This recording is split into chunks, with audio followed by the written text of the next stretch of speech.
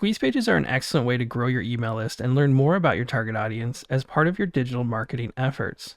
But what exactly is a squeeze page, and how do you create one for your WordPress website? In this video, I'll show you everything you need to know to create squeeze pages to boost your conversion rates and grow your business. But first, let's talk about what it actually is. A squeeze page is a landing page designed to squeeze a website visitor's email address from them by offering something in return. Your squeeze page should offer a good reason for users to part with their personal information. Ideally, what you offer in return should be irresistible enough to justify asking for your visitors' emails. So let's go ahead and actually build a squeeze page in WordPress. We'll be using SeedProd, the #1 landing page builder for WordPress with over 1 million users. SeedProd has a drag and drop editor that makes creating pages quick and easy for everyone. Please subscribe to the channel for more tutorials and to learn how SeedProd can help create amazing landing pages for you. So the first thing you want to do is come over to your WordPress dashboard and we want to install SeedProd. So head over to seedprod.com or click the link in the description. In this video, we're going to be using SeedProd with the Pro license. So click Get SeedProd here with the orange button and grab a copy of it. After you have an account set up, let's click on Login. Enter your email address and password that you created the account with, and then click Login to go into your SeedProd admin. Once you've logged into your SeedProd account, let's click on Downloads, and then you want to click on the orange button here to download the plugin. We also need the license key, so let's click the little icon here, and we can close this window. Next, let's come over to Plugins and Add New, and Upload Plugin. We can drag this zip file right here, or you can select it on your hard drive by clicking Choose File. Let's click Install now and activate plugin, and we can paste that key in and hit Verify Key. You should see a green success message. If you're using the same browser as me, you can close this little tab at the bottom. On the left hand side, we can see SeedProd now, so let's go to Pages. And here we can see different modes, and I have tutorials for these on the YouTube channel for you to check out. We want to create a squeeze page, which is a landing page. So let's go ahead and click here, and SeedProd will ask you to choose a new page template. Now you can also filter these, and we want the lead squeeze. If you want to create a page from scratch, you can go ahead and select the blank template. These templates you can preview by hitting the magnifying glass. This is the desktop version and then the mobile version here.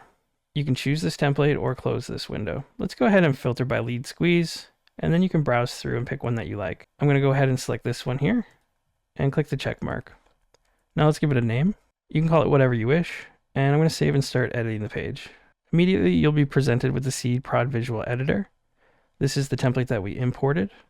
And you can see that there's borders around all of the different sections, the rows, the columns, and the blocks. And on the left-hand side, we can see our blocks themselves. So we have standard blocks and advanced blocks. To add a block, we simply select one on the left, and we can drag it onto the page here on the right side.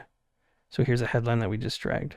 You'll see these little icons on top of each block. And based on what the section or block is, they might look a little bit different. So we can click this to move the block. The second one here is the block setting. So if I click on this, you'll see that this updates on the left-hand side, and these will be different based on the type of block. So if I click an image, you can see that those are different settings. The third one here is to save the block. So if I did something unique with this block, we can save it, and then we can access that unique block down here under Save Blocks. Now, I don't know if you noticed, if I click block settings here, I quickly got back to our main blocks by clicking this little icon. Now we can also duplicate a block. And the last one is to delete a block. So I'm going to delete both of these. We also have sections up top, and these are pre-made areas that you can import into your page. For example, headers, heroes, call to actions, FAQ, features, and footers. So if we click on features, we can pick one to import, and this will import this here to the bottom of our page. Now we just simply change the colors and update the actual content itself. For this example, I'm not going to need this, so I'm just going to delete it. So now that you have a basic understanding of the SeedProd user interface, you want to update the actual content. So for example, the headline, I want to change to something else. So we'll say secrets to a great squeeze page. So like we talked about already, a squeeze page, you want to offer something. So in this example, we'll offer to download an ebook in exchange for an email. So here is the headline. Here's some text that would discuss what they're going to get. And then here's the opt-in form. On the right-hand side, you'd have some type of image. So if we click on this, let's go ahead and update that. So right here, you can click the trash can to delete it. And you can use your own image, so you can upload that from your computer, or if you already have one uploaded, you can select it from your media library. You can also use a stock image, and SeedProd allows you to search for different stock images here. So let's search for books, and then you can browse through and select one that might make sense. At the bottom, you'll see some pagination here, so you can switch and get more results as well. So after you found one that you like, just go ahead and click on it, and it'll import it into your page. So this image for me doesn't make total sense, but I'm just showing you an example of how to go ahead and do this. We also have a background image in here.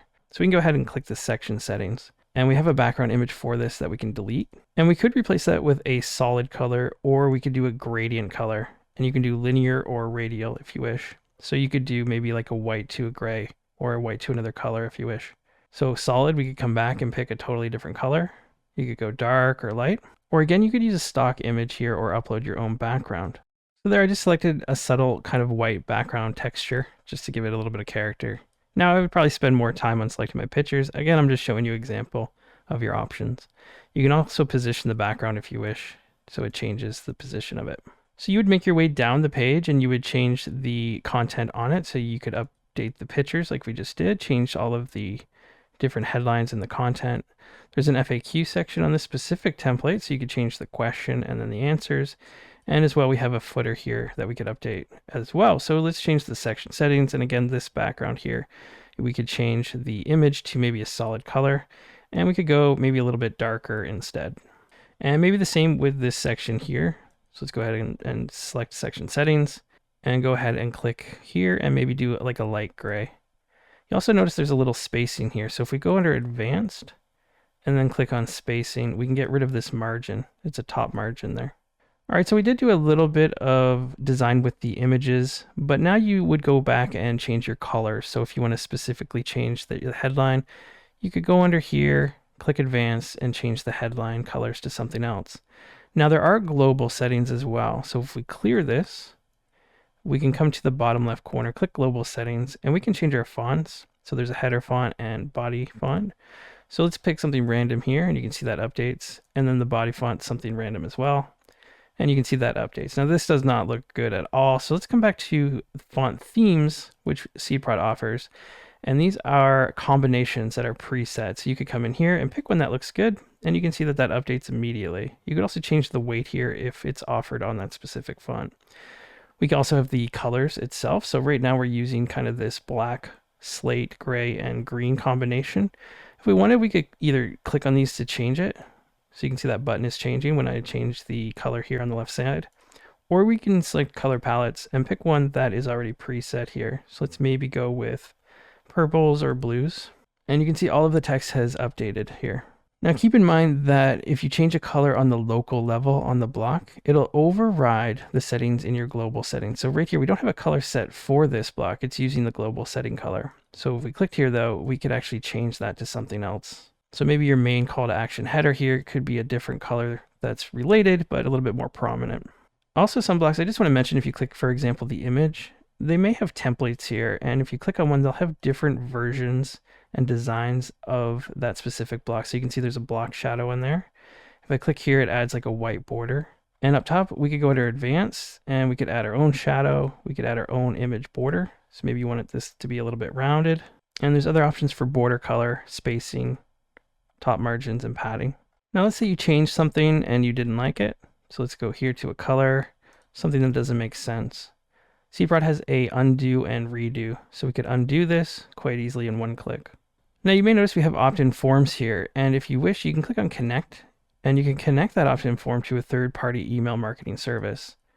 So for example, you could go to Constant Contact, go to their website, create an account, and they will give you something that's called an API key. And that allows SeedProd to connect to your Constant Contact account. You would paste that API key in here. You could give it an optional name and then click on connect. And then anytime somebody signs up to your opt-in form, Constant Contact will have that email sent to them, and then you could manage it through their user interface. And the third tab here are page settings. So here we have general SEO, analytics, scripts, and custom domain. Under general, we can change the page title, the page URL. We can publish this. I always click here to publish instead. We can add a SeedProd link powered by SeedProd. So if I click this, you'll see a link on the bottom corner of your pages. You can also put in your affiliate URL here and get 20% commission if you wish. And you can also enable isolation mode, and this prevents conflicts with your theme or other plugins. Under SEO, we recommend that you install All-in-One SEO, which is the #1 WordPress search engine optimization plugin. And same goes for analytics. We recommend Monster Insights. If you need to paste some code into your header, body script, or footer, you can do so right here. As well, you can set up custom domains. We have documentation on the SeedProd website for that if you wish. And what this does is you could take your domain, say my new domain, and instead of going to this full URL, you could map it to a specific domain. If you ever need help, you can click the help button here.